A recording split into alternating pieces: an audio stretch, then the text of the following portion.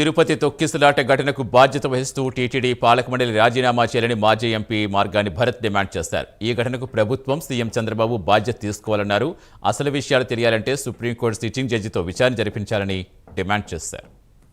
ఈ బోర్డుని ఇప్పుడు నేను ఇవాళ మా సూటి తాలూకా డిమాండ్ ఏంటంటే తిరుమల తిరుపతి దేవస్థానం బోర్డు వీళ్ళు బాధ్యత తీసుకుని వాళ్ళు ఇమీడియట్గా రాజీనామా చేయాలి.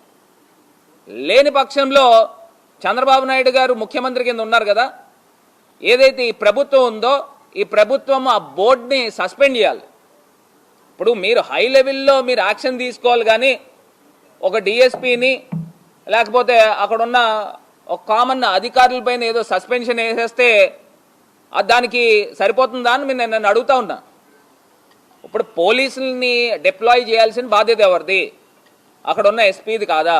కిందన తిరుపతిలో జరిగినప్పుడు